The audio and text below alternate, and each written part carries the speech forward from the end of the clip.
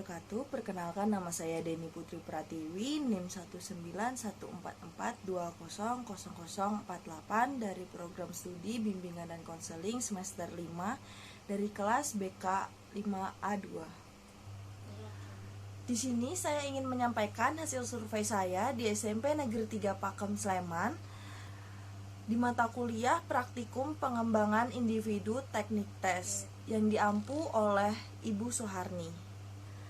Profil sekolah SMP Negeri 3 Pakem berada di alamat Dusun Pojok, Kelurahan Harjo Binangun, Pakem, Sleman, Yogyakarta.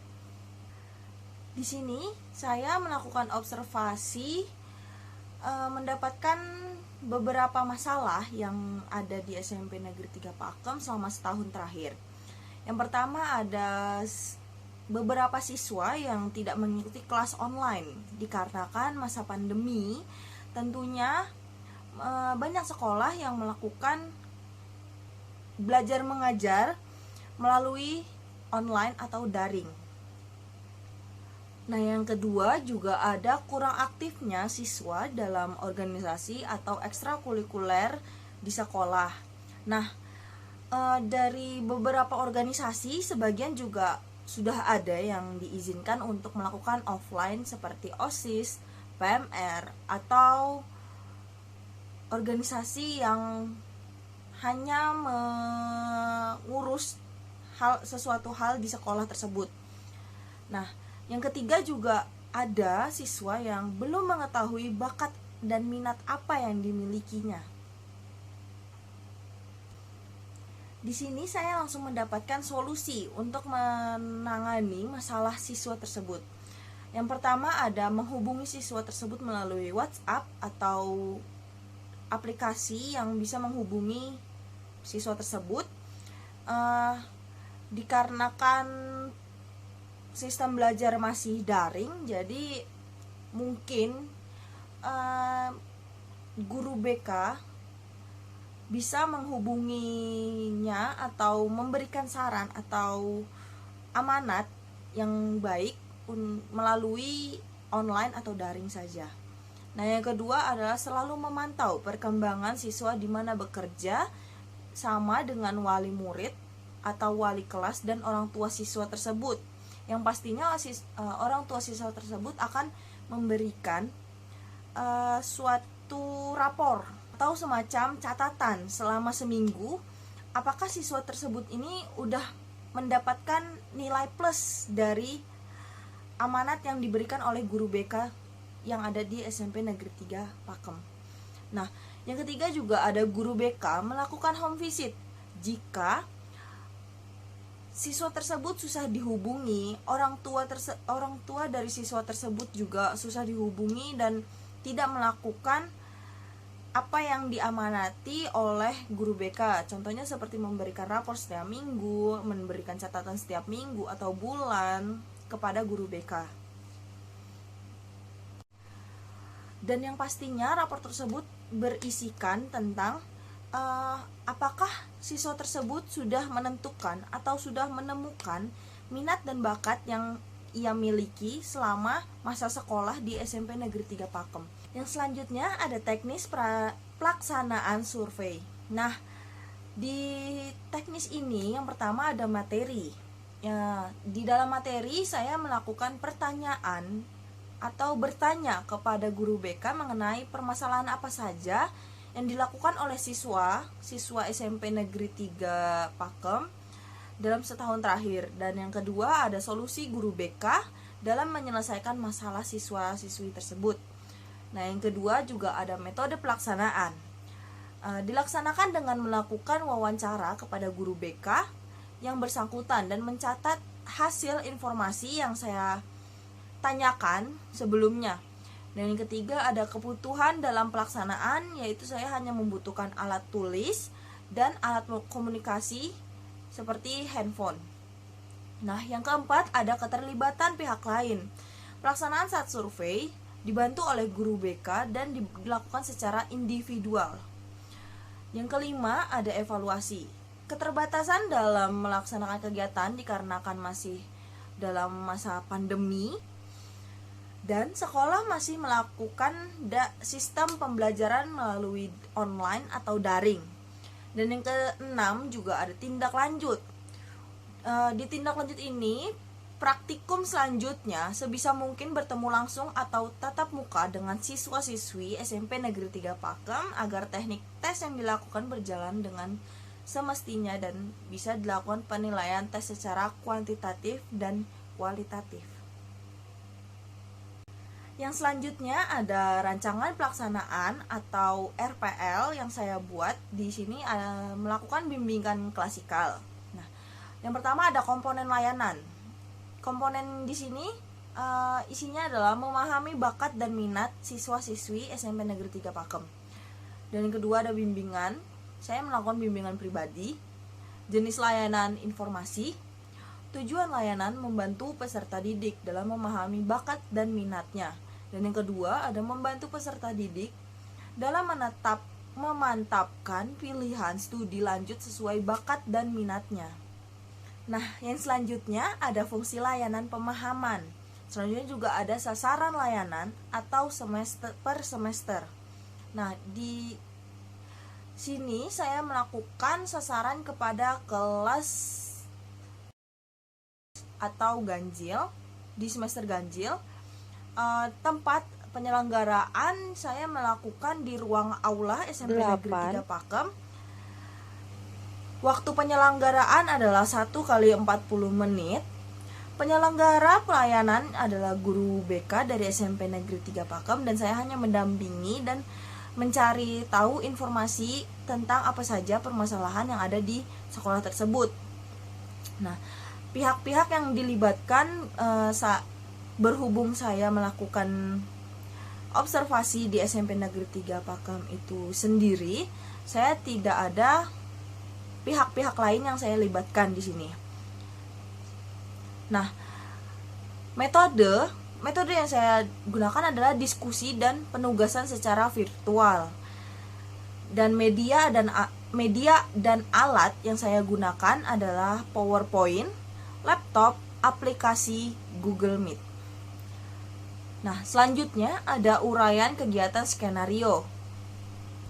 Nah, di skenario pertama ada pembukaan.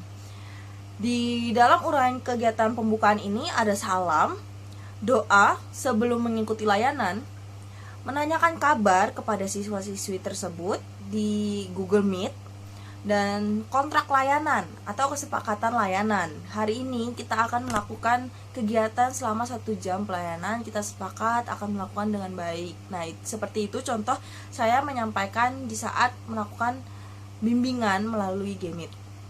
Nah, yang selanjutnya ada ice breaking. Nah, di ice breaking ini saya menyapa satu persatu siswa-siswi yang ada di Google Meet, seperti menanyakan kabar seperti yang di awal tadi, dan menanyakan gimana keadaan untuk hari ini, sehat gitu. Di pembukaan ini saya memakan waktu sekitar 5 menit. Nah, di kegiatan intinya saya melakukan langsung kepada peserta didik untuk mengamati tayangan PowerPoint tentang memahami bakat dan minat. Nah, yang selanjutnya ada dilanjutkan oleh guru BK membagi kelas menjadi 4 kelompok dan 1 kelompok berisi 9 orang. Nah, selanjutnya juga ada peserta didik mendiskusikan tayangan PowerPoint yang ditayangkan oleh kelompok kecil. Selanjutnya juga ada setiap kelompok diberi tugas mendeskripsikan kembali tentang bakat dan minat apakah yang lebih cocok di saat masa pandemi ini. Nah, selanjutnya juga ada kegiatan seperti masing-masing anggota kelompok menuliskan beberapa jenis bakat dan minat yang dimiliki anggota kelompok tersebut. Nah, jadi di dalam menuliskan jenis bakat dan minat yang dimiliki setiap anggota itu berarti individu ya. Jadi satu persatu mereka menuliskan bakat apa saja sih yang udah mereka tahu di dalam dirinya, dan minat apa sih yang dia minati selama 1 tahun ini gitu. Baikin jilbab dulu. Nah, Yang selanjutnya ada setiap kelompok mempresentasikan hasil diskusi kelompok mereka di Gameit secara bergantian. Kelompok yang lain memberikan tanggapan dan saran dari hasil presentasi kelompok mereka. Di sini saya di kegiatan inti ini saya memakan waktu sekitar 30 menit untuk menyelesaikan kegiatan intinya. Selanjutnya dilanjutkan di kegiatan penutupnya. Nah, guru BK beserta saya memberi kesimpulan hasil materi yang saya sampaikan tadi. Selanjutnya ada evaluasi, yaitu refleksi hasil dari setiap peserta didik menuliskan di kertas yang mereka siapkan. Sebelum saya melakukan kegiatan inti ini, saya sudah memberikan kayak untuk nanti tolong disiapkan alat tulis kalian ya, gini segala macam. Nah, lalu di penutup terakhir saya membuat kontrak untuk pertemuan selanjutnya kepada siswa-siswi tersebut beserta guru BK. Di sini di sesi penutup ini saya melakukannya dalam waktu 5 menit dan diakhiri dengan salam sapa dan say goodbye.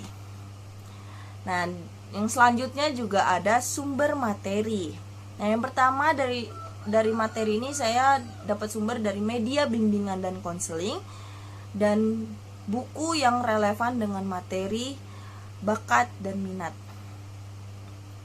Nah, yang selanjutnya ada rencana penilaian. Di sini saya ada penilaian segera dan penilaian jangka pendek. Di penilaian segera ada penilaian proses yang diisi oleh antusias peserta didik dalam mengikuti kegiatan layanan sangat aktif dan lumayan untuk menjadikan motivasi saya untuk menjadi guru BK untuk di kemudian hari. Yang selanjutnya juga ada penilaian hasil. Yang pertama ada understanding, pemahaman peserta didik terhadap bakat dan minat mereka masing-masing. Saya lihat sendiri itu lumayan paham akan materi yang saya sampaikan kepada mereka. Nah, yang kedua juga ada comfortable. Nah, di sini perasaan yang dialami peserta didik saat menerima layanan informasi tentang pemahaman bakat dan minat itu menurut saya lumayan baik dan responnya juga agak lancar. Dikarenakan susah sinyal kebanyakan jadi agak terhambat. Nah, yang selanjutnya ada action. Nah, di sini rencana tindakan yang akan diambil peserta didik setelah menerima layanan ini. Nah, semisal nih pandemi ini udah selesai, mungkin dari beberapa siswa sudah melakukan seperti mengetes bakat dan minatnya di sekolah. Berhubung karena masih masa pandemi dan masih sebagian untuk diizinkan ke sekolah, jadi masih sedikit kemungkinan untuk melakukan action ini. Yang selanjutnya ada penilaian jangka pendek. Di penilaian jangka pendek yaitu diisi dengan pengamatan terhadap peserta didik dalam 1 minggu sampai 1 bulan. Nantinya peserta didik dapat memahami antara bakat itu apa, minat itu apa. Nah, selanjutnya juga ada penilaian jangka pendek yang kedua, yaitu peserta didik juga dapat mengetahui bakat dan minat mereka masing-masing. Nantinya di saat pandemi ini selesai, kemungkinan besar siswa dan siswi tersebut bisa aktif dan bisa menyalurkan bakat mereka untuk menambahkan prestasi di SMP Negeri 3 Pakem. Nah, yang selanjutnya ada lampiran-lampiran. Di sini ada yang pertama ada uraian materi dan yang kedua ada lembar kerja siswanya. Saya sudah membuatkan. Dan yang ketiga ada instrumen penilaian. Dan yang keempat media. Di sini dalam 4 lampiran itu saya tampilkan di laporan observasi saya. Sekian dari saya hasil laporan survei di SMP Negeri 3 Pakem. Jika ada salah kata atau kurangnya saya dalam menyampaikan hasil observasi saya di video ini. Saya minta maaf. Assalamualaikum warahmatullahi wabarakatuh.